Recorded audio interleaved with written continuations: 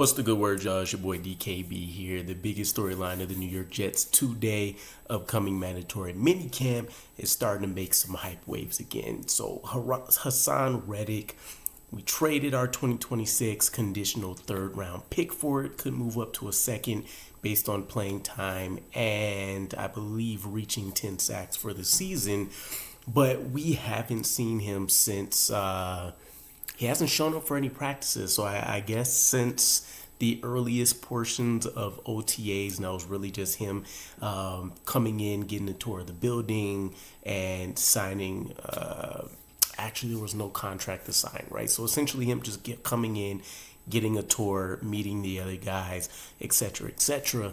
Since then, it's been radio silence, right? Robert Saleh highlighted during one of his most recent press conferences that he's had absolutely no communication with them, although he does know what he's doing and where he's at, which we've gotten updates for. The New York Post and Rob Dunleavy specifically saw him hosting a charity event.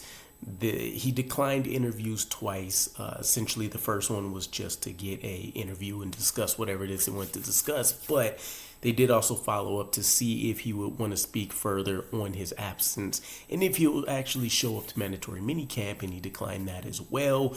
They did note that he had a New York Jets shirt on, so he's repping us. It's not like he's scrubbing us off of all social media, wants nothing to do with us, but this is a storyline that's come up in the last 2 weeks or so, and I didn't pay so much attention to it because, honestly, Haasan Reddick doesn't have a ton of leverage here.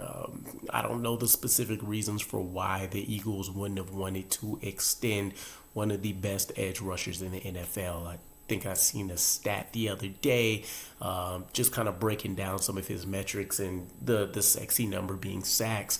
He's averaged, I think it's 12.7 over the last 4 or 5 years. So we know what he is. It's the reason why, if you want to consider us going all in this year, we took the chance of bringing in a Haasan Reddick instead of paying a Bryce Huff, because he does bring more experience. He's bringing more proven production, and it gives you somebody that is a threat on the outside to pair with Quentin Williams on the inside, and hopefully help mentor a guy like Will McDonald IV, who has a lot of the same attributes that a guy like Haasan Reddick will bring. So I hear this news. I'm really not concerned. Now, the worst case scenario for us is maybe he holds out until week 1 of the season, right? This isn't a Le'Veon Bell type situation where he has youth on his side. He has the elite, metrics and accolades and all these things on his side.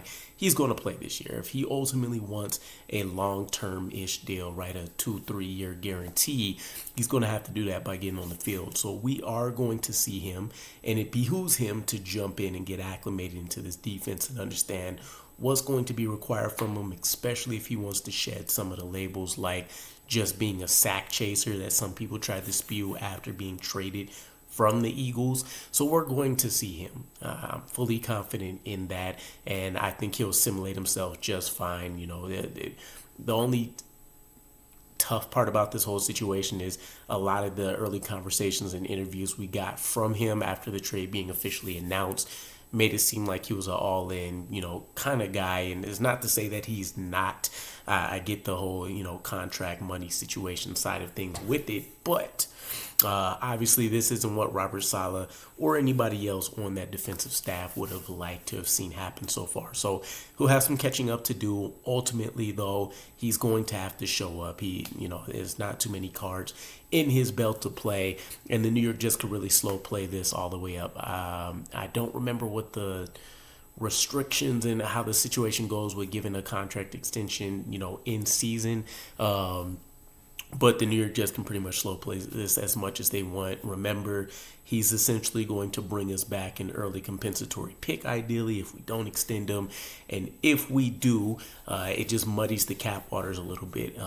We already talked about breaking down some of the major contracts that are coming down the pipeline with Garrett, Brees, Jermaine, whatever shifting of money with Aaron Rodgers you want to do. You're going to have more money hitting dead cap with CJ Mosley's contract. So there's a lot of stuff here to, try to manipulate in the Jets cap room. So Let me know what you guys ultimately think, though. Is this Haasan Reddick situation bigger than what I'm thinking it is? What's your concern level? And I'll catch you guys again. Peace.